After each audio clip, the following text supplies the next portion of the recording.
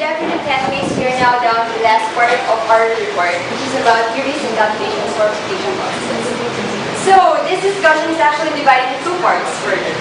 The first part is about pairing, which centers in particle dynamics, and the next is from ground.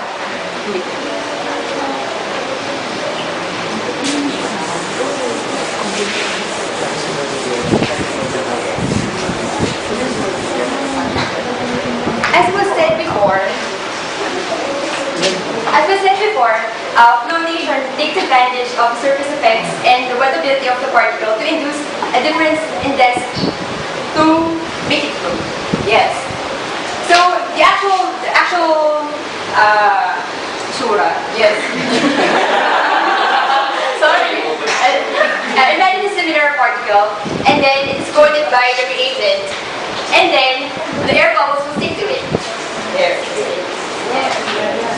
Making the aggregate density less, and so it will flow. We can now go to the. Oh wait, sorry. If we zoom in a flotation process, the aggregate particle is actually subjected to two kinds of motion: horizontal motion and the vertical motion. There. The horizontal motion is imparted by the flow of the feet from left to right. And as I've said, the upward motion is induced by the difference in density.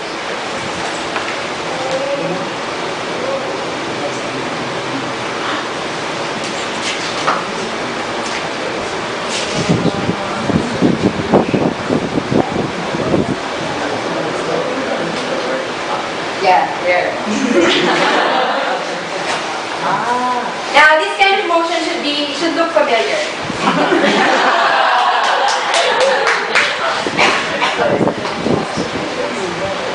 There, so don't be overwhelmed by the wettability and egg of the contact angle, because what we need in this calculation are actually things that we've already learned. Physics. As we've already said now, the horizontal motion is imparted by the feed flow from left to right. So feed rate is actually constant, and the cross-sectional area of the cell is also constant. So the velocity along the horizontal is also constant. So what's quite problematic is the vertical motion. So to solve the vertical motion, we have to make a free body diagram of the particle. So the force is, that free body diagram is only applicable if the solution is quite dilute. That is, the particles are far apart from each other, such that their interactions are negligible. So the only forces acting on the particle are the force due to gravity, which is weight, the buoyant force, which is due to the difference in density, and the drag force, which, since the particle moves upward, the drag force points downward.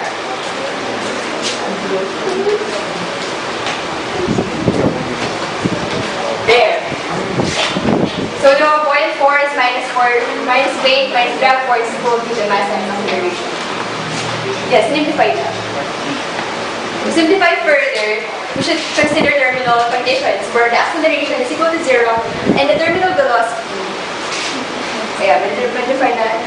Derivate that in terminal velocity. Rearranging lang yun ang equations ha. Bukay yung confused. There. It's our working equation. To further simplify, recall that for these spheres, nabago lang siya, yung heat. And for laminar flow, the drag coefficient is simply 24 over nRE. So substituting that into our working equation, we get there. So you see, we have a similar equation for laminar flow. So we have to have a criterion to check whether the flow is laminar, turbulent, or transition. And that criterion is K. So if it says that 3.3 is laminar, between 3.3 and 44 intermediate, and for greater than 44, ano yun? Turbulent. Turbulent. So, yung laminar lang ang kaya natin solve gamit yung equation natin kanina. In transition, ay alam naman natin medyo chaotic yung behavior niya, kaya lang kaya solve. For turbulent flow, we can have this graph to get the drag coefficient. Medyo mahirap yan kasi logarithmic. Anyway, yan, sabi ko siya kanina, na constant ang flow rate mo, constant ang cross-sectional area, kaya constant din ang horizontal velocity. At pwede mo siyang kunin by dividing the volumetric flow rate with the cross-sectional area of the tank. Next, di ba projectile motion nga? Parang physics lang. So, kapag projectile motion, at sa case din natin, independent yung horizontal at yung vertical natin, yung movement. Yung horizontal natin ay constant with velocity. Dito may acceleration, tapos nalaman din natin yung velocity niya pataas.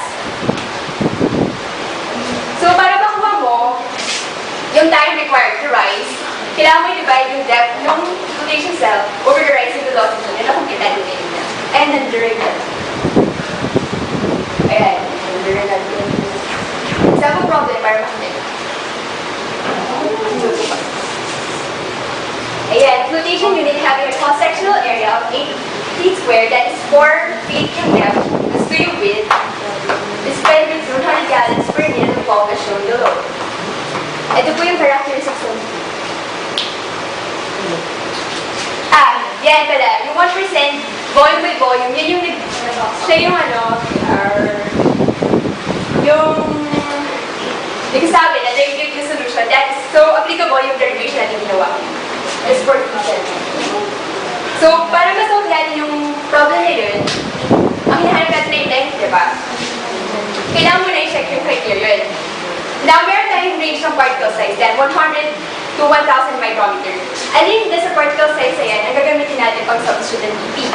Kailangan natin malaman yun, i-analyze natin. Kasi yung 100 micrometer, siya yung pinakamaliit. Siya yung pinakabagal gumalaw. Tama, kapag comments kasi mabagal gumalaw. So yung mas maliit na particle size, ang substitute natin nun. Kasi siya yung mag-determine ng length ng flotation. Kasi diba, may nasa video pa ganan. Tapos may malalas gumaganan, diba?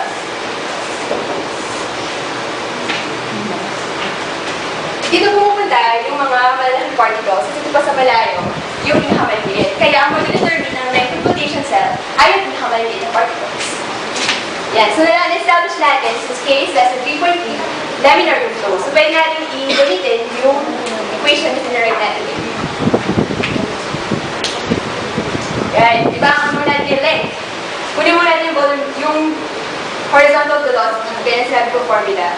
And direct substitution na. Okay na po.